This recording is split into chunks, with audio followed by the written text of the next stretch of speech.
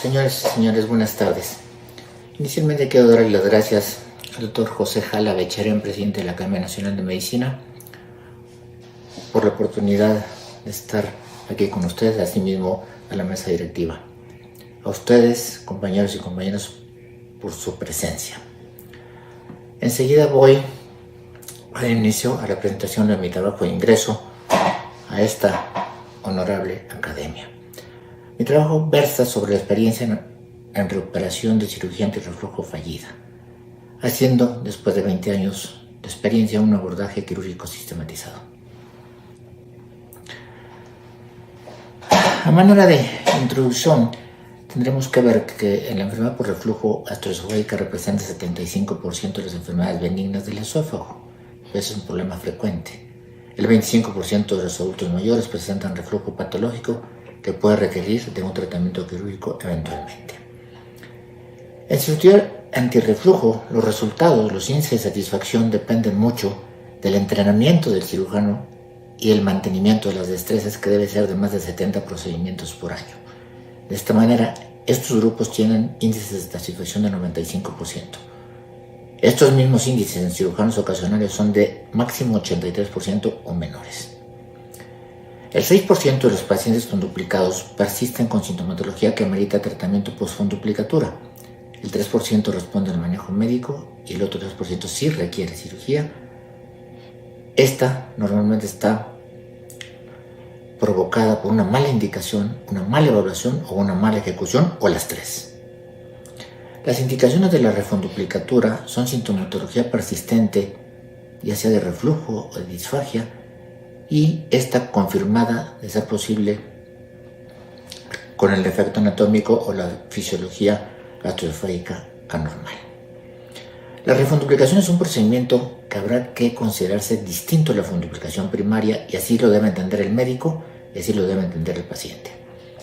Es un evento mayor que impacta sustancialmente la calidad de vida, impacta los índices de morbilidad, es de alto grado de dificultad y no libre de mortalidad. Y finalmente, los resultados de la cirugía primaria comparados con la cirugía de refunduplicatura no son de ninguna manera comparables, porque los índices de satisfacción en grupos especializados son de 85-90%.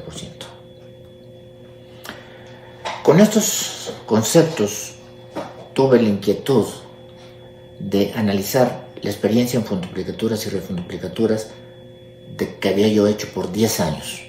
Habíamos tenido tropiezos, problemas, complicaciones, y nos dimos a la tarea de analizar qué estaba pasando y por qué estábamos teniendo esos problemas, y bajo el análisis de la literatura y de nuestras experiencias recomendamos un nuevo abordaje quirúrgico sistematizado.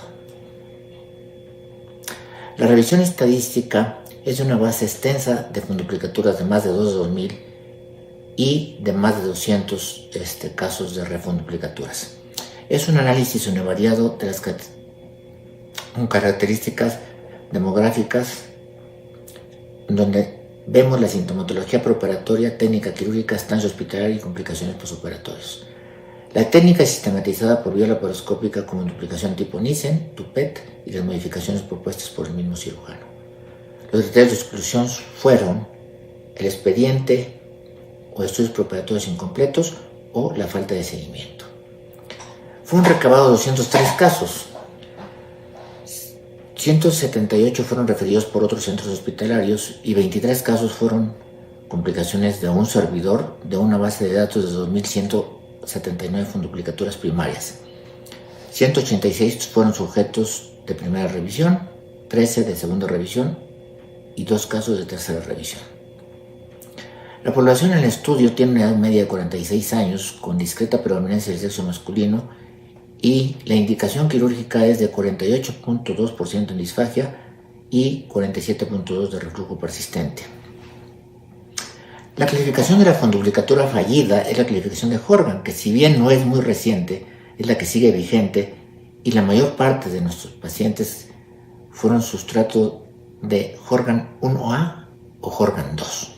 Es decir, estábamos haciendo una disección limitada del esófago y estábamos haciendo un cierre deficiente de pilares. Los hallazgos transoperatorios fueron 44.2% de Horgan tipo 1A y 26.8% de Horgan tipo 2. Usamos Nissen en el 71.6% y Toupet en el 28%. Nuestro tiempo quirúrgico promedio fue de 135 minutos, aunque recientemente tenemos menos tiempo quirúrgico, obviamente por el número de casos efectuados. La estancia intrahospitalaria fue de 2.6 días y el seguimiento clínico fue de 37.7 meses promedio. No tuvimos ningún caso de mortalidad. Esta gráfica esta es una idea de que no hay muchos números al respecto de las refunduplicaciones. No hay muchos números y nosotros, por ser una base de datos de 20 años, tenemos los números más altos, con un tiempo quirúrgico que es un poquito menor que el promedio, complicaciones promedio un poquito bajo comparado con la literatura mundial y nuestro seguimiento discretamente mayor de 37.7 meses que el resto de la literatura. Los resultados iniciales a 12 meses, o sea, los primeros 10 años, analizamos disfagia transitoria y el reflujo. Y teníamos 10.4 y 7.4. Al analizar los tropiezos fundamentalmente de disfagia y de reflujo, nos dimos cuenta de que estábamos haciendo una incisión esofágica probablemente no adecuada, que éramos poco enfáticos en el cierre de los pilares, que usamos una bujía 56 French que a lo mejor probablemente no era del calibre adecuado, y hacíamos una fijación posterior de la funduplicatura de acuerdo a la literatura que evidentemente no era suficiente, y teníamos una idea de hacerles a todos los pacientes una funduplicación 360, considerando que esta era mejor alternativa antirreflujo que la funduplicación parcial. Al análisis de estos 10 años llegamos a estas conclusiones, que había que hacer una exposición del pilar y labio derechos, que había que hacer una disección de la cara posterior hasta la confluencia de los pilares, una división de los vasos gástricos cortos hasta el ángulo de His y del pilar izquierdo, un desmantelamiento de la cara anterior de la funduplicatura usando frecuentemente una engrapadora, una disección circunferencial del esófago que es muy importante y teniendo un esófago de 6 centímetros proximal sin tensión. Hace un desmantelamiento total de la funduplicatura para evitar que nos quede en el ángulo de His un pequeño fondo de saco que les da la sensación de disfagia. Hacer un cierre anterior y posterior de los pilares, porque ser demasiado enfático en el cierre posterior hace un escalón anteroposterior que les da disfagia.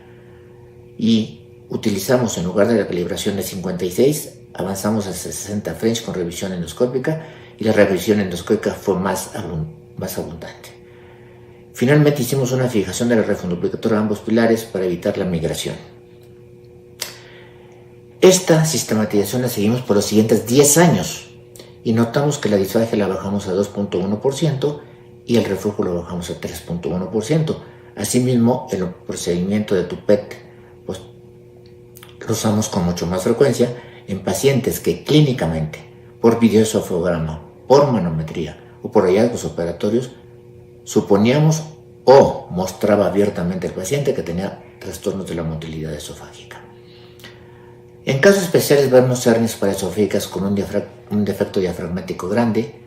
En estos pacientes el abordaje por vía laparoscópica y la corrección de la funduplicación es lo adecuado,